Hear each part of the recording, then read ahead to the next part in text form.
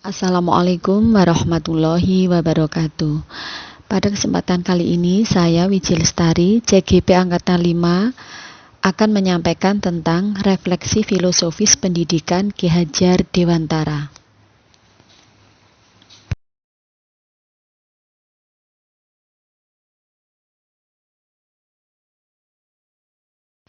Pada zaman Belanda, pendidikan lebih menitik beratkan pada baca tulis hitung sekedarnya. Mengapa? Karena pada waktu itu orientasinya hanya mencetak seorang pegawai. Pada tahun 1922 terjadilah perubahan radikal dan sangat menyolok dalam dunia pendidikan. Kemudian lahirlah Taman Siswa sebagai gerbang emas kemerdekaan dan kebebasan dalam berkebudayaan kebangsaan.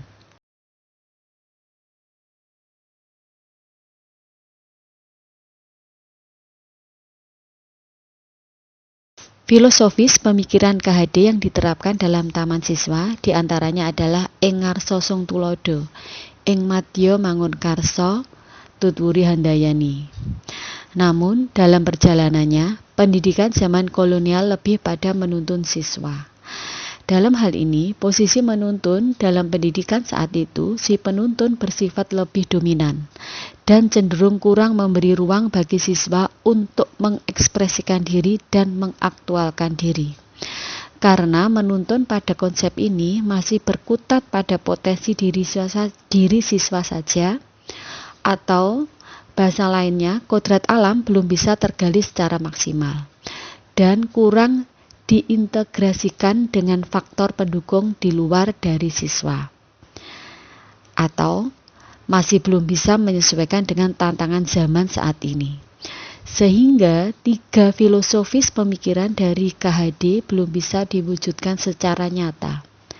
Hal ini banyak kita jumpai pada sistem pendidikan konvensional. Pendidikan masa kini adalah pendidikan gotong royong atau kolaboratif, reflektif, kritis.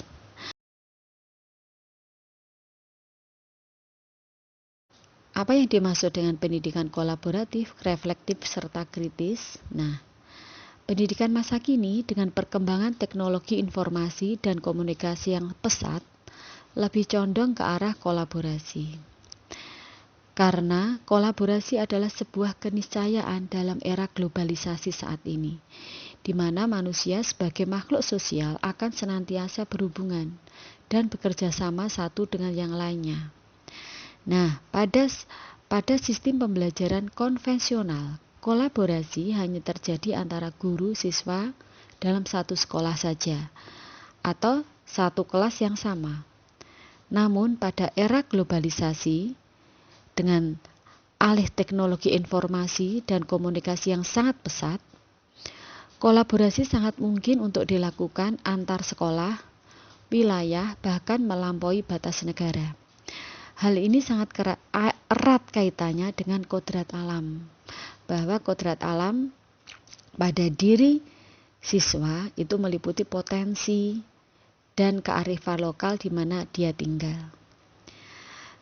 Kemudian, pendidikan yang mengarah pada reflektif.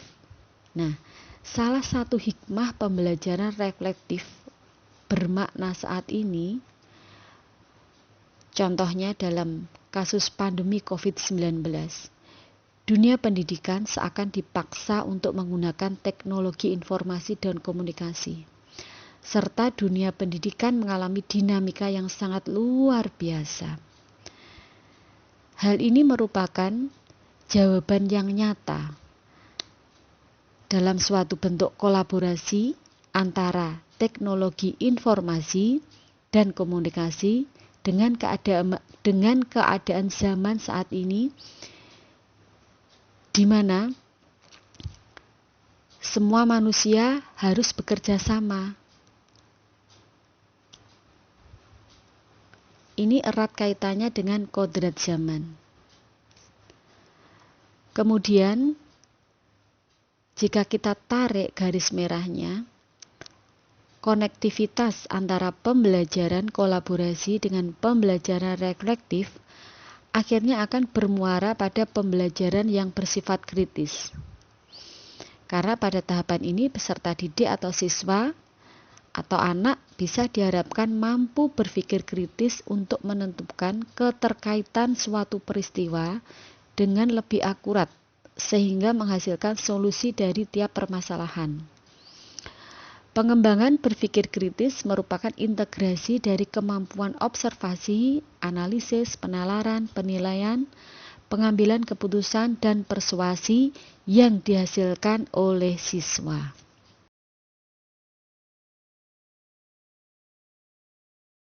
Yang terakhir adalah pendidikan yang bermuara pada masa depan. Dari konektivitas pendidikan gotong royong, kolaboratif, reflektif, dan kritis, itu diharapkan dapat menghasilkan generasi yang humanis, penuh kasih sayang, berhati bersih, dan jujur. Kemudian dapat mewujudkan generasi yang selamat dan bahagia. Nah, kontekstual penerapan dari filosofis pemikiran Ki Hajar Dewantara di sekolah kami, yaitu adanya penerapan mata pelajaran akidah akhlak. Dalam akidah akhlak ini diajarkan pembiasaan-pembiasaan, misalkan ada pembiasaan 3S, kemudian bertegur sapa dengan teman, dengan para ustadz-ustadzahnya, ada pembiasaan sholat berjamaah, di situ ada interaksi yang tertib antara pemimpin sholat dengan yang dipimpin sholat, kemudian ada kegiatan outdoor study di masyarakat. Ini anak-anak diajak terjun langsung belajar pada sumbernya di masyarakat. Bisa dalam bentuk kunjungan industri, kunjungan ke kantor-kantor, ke rumah sakit, dan pada usaha industri rumah. Kemudian ada kegiatan infak. Di sini infak itu merupakan perwujudan dari generasi yang humanis penuh kasih sayang. Karena dengan berinfak anak-anak bisa membantu bencana alam, pendidikan anak yatim, para lansia-lansia yang membutuhkan. Kemudian selain penerapan budi pekerti, di sekolah kami juga diterapkan penggunaan IT. Selama pandemi ini, walaupun anak-anak tidak ada tatap muka 100%, itu sekolah kami sudah menerapkan adanya Zoom, Google Meet, LMS, kemudian ada podcast. Sekolah kami juga mendatangkan para narasumber sehingga anak-anak bisa interaksi pada kegiatan podcast tersebut. Dari kegiatan ini, anak-anak akan tumbuh dan berkembang sesuai zamannya.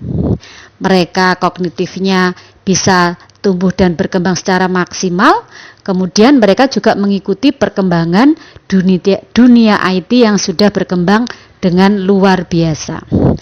Demikian penyajian dari kami tentang filosofis pemikiran Ki Hajar Dewantara. Akhirul kata saya ucapkan wassalamualaikum warahmatullahi wabarakatuh.